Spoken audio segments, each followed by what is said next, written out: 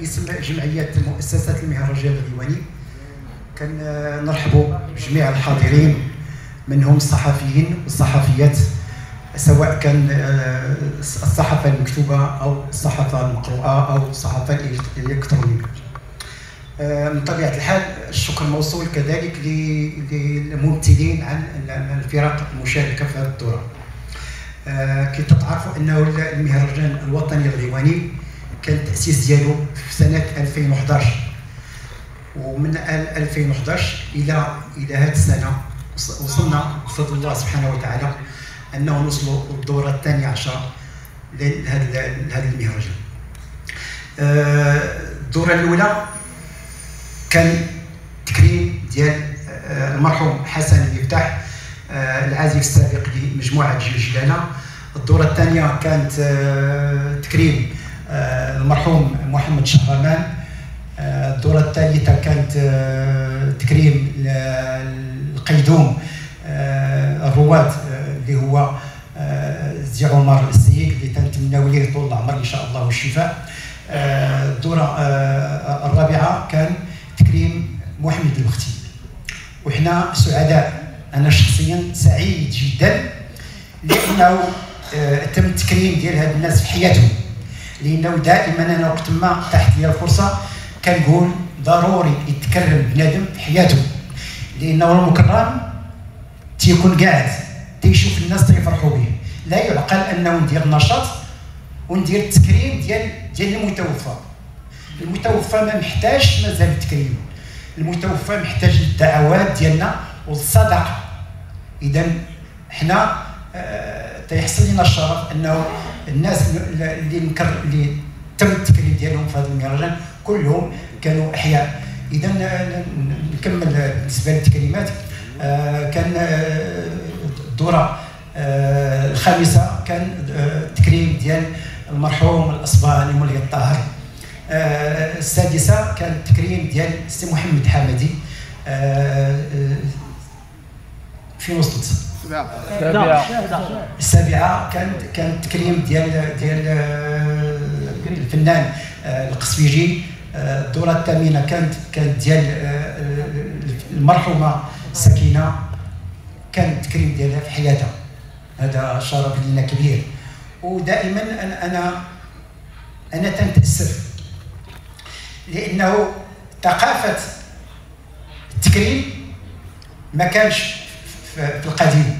كنا بكري كنسمعوا وزاره الثقافه كتكرم واحد الكاتب، واحد الرياضي، ولكن انا كان عندي الاسف الكبير انه ما تمش التكريم ديال المرحومين ابو جميع، ديال العربي بطمه، ديال باكو، ديال سوسدي، ديال بطمه. انا كنت نتمنى انه المهرجان يكون تيتنظم في حياتهم. بالنسبه للدوره التاسعه كان التكريم ديال الشادلي مبارك اللي تنتمناو ليه الشفاء ان شاء الله وطول العمر. الدوره العاشره كان التكريم ديال الفنانه سعيده بيروك اللي تنتمناو ليها طول العمر والصحه والسلام. الدوره الحادية عشرة ارتأينا انه يكون واحد انسان نوستالجي للرواد اللي توفوا. اذا كانت الدوره الحادية عشر مهداة الى روح هاد الناس اللي توفوا. هاد السنه من المعتاد ديال المهرجان الوطني الغيواني انه تيتم التكريم ديال فنان واحد. ارتأينا في هاد الدوره انه يتم التكريم والاحتفاء بجوج ديال الفنانه، باعتبار انه فنانه كبار، ولكن دائما انا كنقول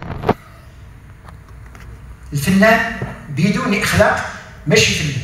اذن هاد جوج الناس تيتصفوا باخلاق عاليه بشهاده الجميع. اذا عندنا الشرف الكبير انه يتم الاحتفاء هذه السنه بهاد جوج ديال الناس اللي هم الاستاذ الفنان عبد المجيد مشفق رئيس مجموعه السهام، والفنان الصديق زربه بن الحسن رئيس الارصاد زربه.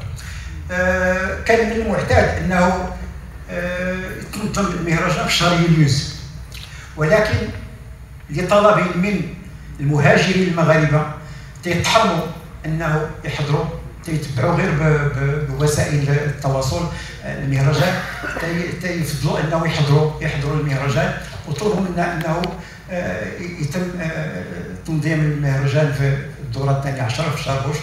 اذا حاولنا ان نلبيو الطلب ديالهم، وهذه السنه ان شاء الله غادي يتقام المهرجان في شهر يوليوز ايام 5 6 7 8 بمسرح اللي هو اطلق بالقطب الحميد بمدينه مراكش. كان عندنا الشرف الكبير السنه الماضيه انه لقينا ما بين الحاضرين اجانب، وهذا شرف كبير للمهرجان الغيواني.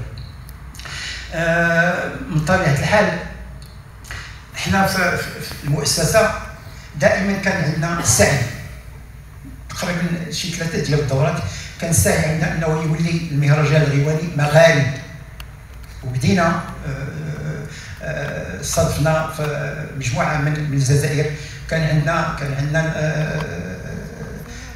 الهدف انه يكون عندنا مجموعه من تونس، مجموعه من ليبيا، مجموعه من موريتانيا، ولكن على حسب الامكانيات الماديه ما وفرناش هذه الامكانيات ديال كاين المشكل ديال التنقل الجوي. اذا الحلم، ولكن باقي هذا الحلم مستمر ان شاء الله. كنحاولوا انه يكون نحققوا هذا الحلم. بالنسبه للمهرجان دائما تقريبا 5 سنين هذه مشاركه مع المجلس الجماعي لمدينه مراكش، وشاركه ذلك مع مجلس جهه مراكش اسيا. هذه الشراكه جوج ديال الشراكات، وعندنا الدعم ديال الوزاره. اشنو هو الفرق ما بين الشراكه وما بين الدعم؟ الشراكه تتكون موقع انت والجهه المعنيه بالغلاف المالي اللي غادي توصل به سنويا، اذا انت يكون مضمون. ولكن الدعم بهذه الكلمه الفاك كتقدم الملف مع مجموعه ديال الجمعيات في المغرب، تدوز امتحان بحال الامتحان، كيمكن يعطيوك 4، كاين ما يعطيوك